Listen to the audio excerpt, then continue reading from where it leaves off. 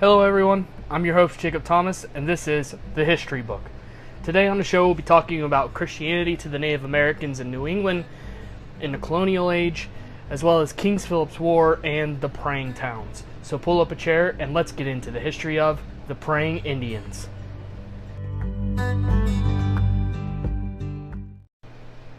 Good afternoon everyone. As the intro said, we are discussing Praying Indians. I'll start the show today with a bit of, let's call it, housekeeping.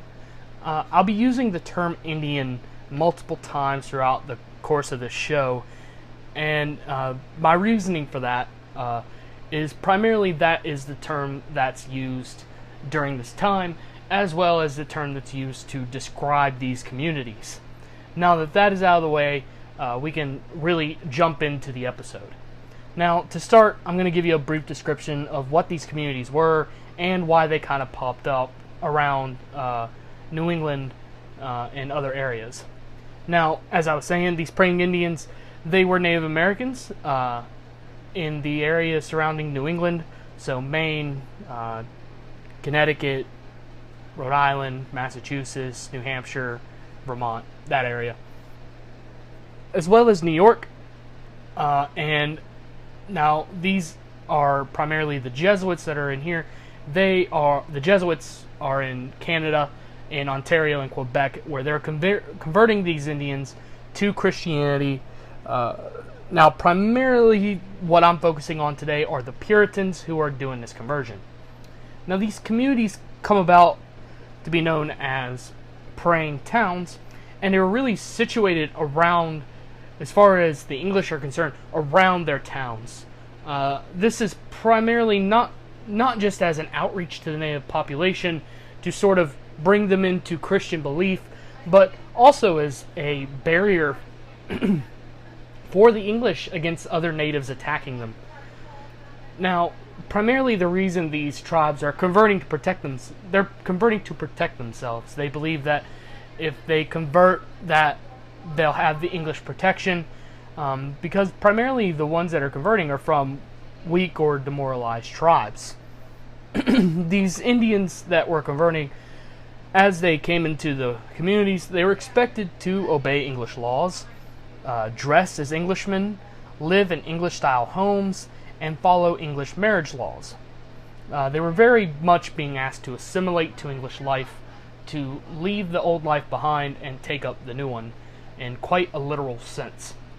Now, there's very little evidence to suggest that these natives in the communities followed these rules, other than when they would go to the English to sort of say, hey, we want to get married. They would be married in the English way. They would dress as English when they would go to visit, but while in the communities, there's no evidence to sort of suggest that these practices of assimilation are being followed. Now, these communities are largely the work of a Puritan preacher named John Eliot.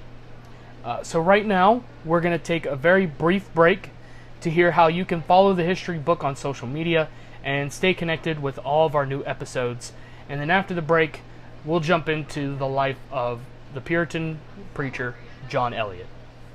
Hello everyone, this is Jacob, the host of The History Book, here to remind you that you can find The History Book on Facebook, Twitter, and Instagram, as well as on our website, www.thehistorybook20.wixsite.com/thehistorybook. Thanks, and enjoy the rest of the episode.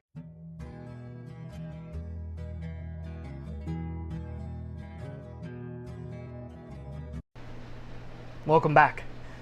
As I was saying before our brief break there, we're going to talk about the life of John Eliot. Now, the Puritan minister was born in 1604 and died May 21st, 1690. And as I mentioned before, he is known as the father of these praying towns and the praying Indians, as he was a missionary to the native population in Massachusetts, which would have been the Wampanoag Indians. Now, Eliot, unlike many of his fellow ministers and fellow missionaries in this time, was able to learn a native language of Wampanoag and translated various scriptures and prayers with the help of a native ally whose name I'm going to attempt to pronounce and will probably butcher it, Kokino. After learning the language, Eliot was able to translate the entire Bible with help, and this Bible that Eliot translated into the Wampano language was printed on the very first printing press that arrived in the colonies. Eliot was able to also remain a pastor of a church in Massachusetts while performing this missionary work to the native population. Eliot was an incredibly busy man, and as some of you might know, these Puritan ministers are really, and even pastors today, are really expected to be at the beck and call of their parishioners and their congregations. So the fact that Eliot was still able to do all the extra work he did while also maintaining his congregation tells me that he did not sleep very much. Now, in the span of his life, Eliot also got to see a lot of his work in the missionaries completely undone and a lot of it destroyed as one of the major and most defining conflicts of colonial America takes place, King Philip's War, which we're going to now discuss. Now, King Philip's War lasts from June 1675 to April 1678 and really erupts the entire area of New England into all-out warfare between the native populations and their allies and the English.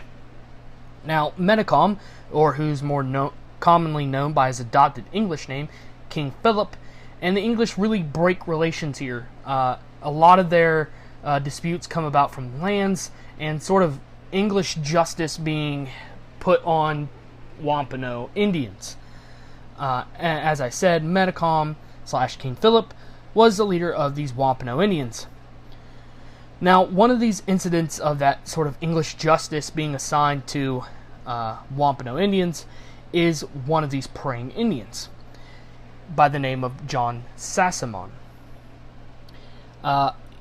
John Sassamon was a mediator between Metacom and English, or King Philip, and he informed the English that King Philip had really lost all patience with the English and was preparing a massive assault on the English.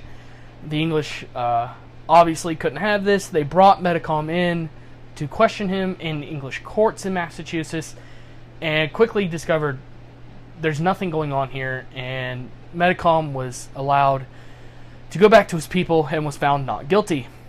Now, Sassamon unfortunately was found on January 29, 1675, dead below a frozen river outside of Boston. Now, at first, his death was considered an accidental drowning, but upon further investigation and sort of looking more into the body, it was discovered this was murder. Now, witnesses say there were 3 Wampano Indians that were spotted with Sassamon before he died, and these men were brought before a mixed jury of native elders and English.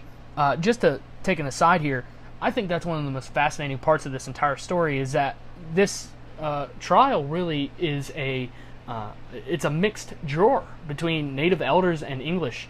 The English are sort of they're applying an English law but allowing native input.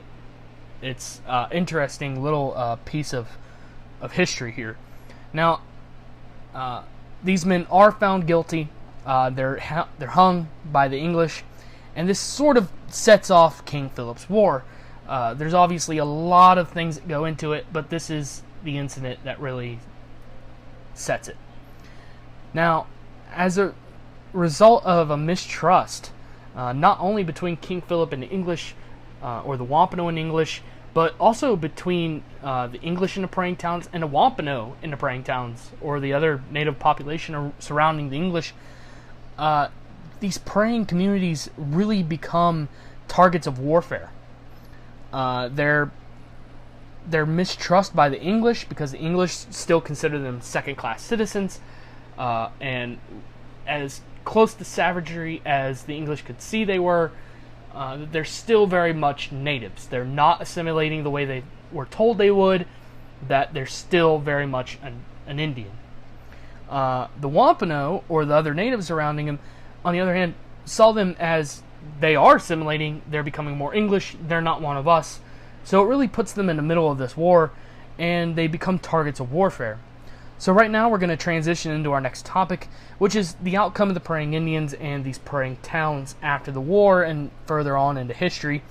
But right now, as I said, we're going to take a little break and have a sponsored segment, which I now have, which is really awesome to me. And then we'll give a special shout out to our winner of the trivia contest on Facebook. Welcome back to the episode. So as I was saying, on Friday I posted a trivia question on the history page, the History Book Facebook page, and the question was, who was the U.S. president that pardoned Jefferson Davis, President of the Confederate States of America? And the answer was President Jimmy Carter. And the winner of that contest was the friend of the show, Rachel Williamson. So huge shout out to Rachel on getting the right answer. But don't worry, everyone else, there will be plenty of trivia and more opportunities to sort of earn a shout out on the next episode. Now let's get back to the history.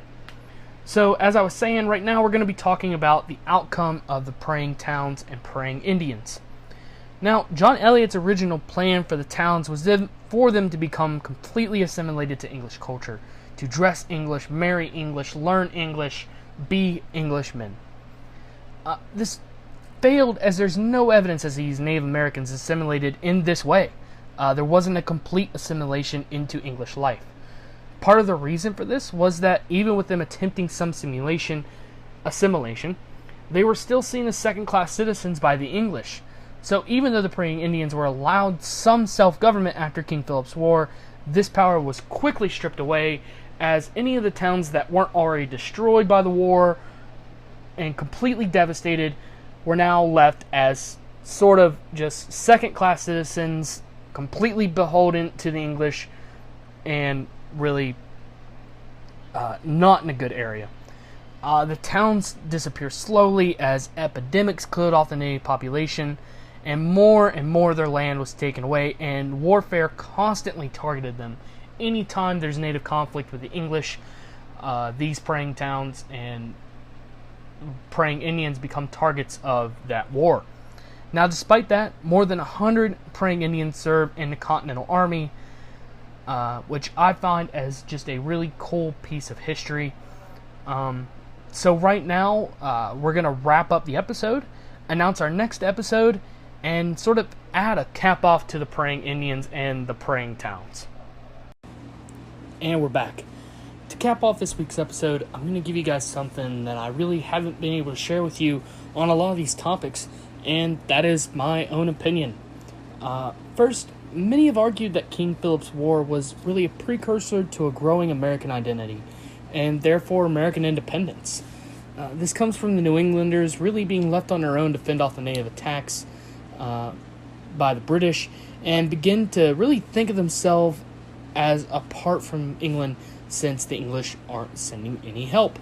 This strikes me as a bit of a stretch, mostly due to the fact that American independence doesn't come until at least 100 years after the end of King Philip's War.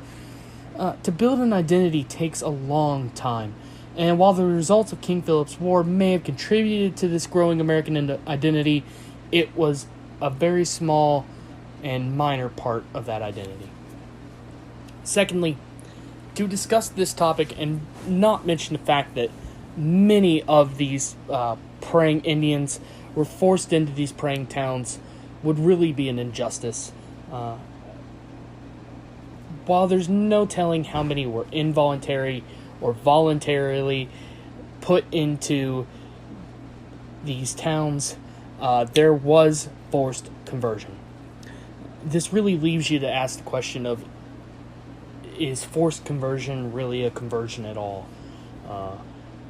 If you're asking me, I would argue that in a lot of instances, no, it is not. If they're not willing, then it's really not a conversion. But that may be controversial to some of you, and I welcome any kind of discussion on that. So to conclude the show, I would like to announce the next topic and when the next episode will be broadcasting. Now, this next episode will be going live on August 26th at 1 p.m. on that Wednesday. And the topic I'm going to be covering is it's extremely interesting, and I think it's going to be something that you're all going to really want to hear about, and that is the Johnstown flood. And I'm really looking forward to telling you all about this topic, and I think it'll be really great. So please join me on the next episode of The History Book.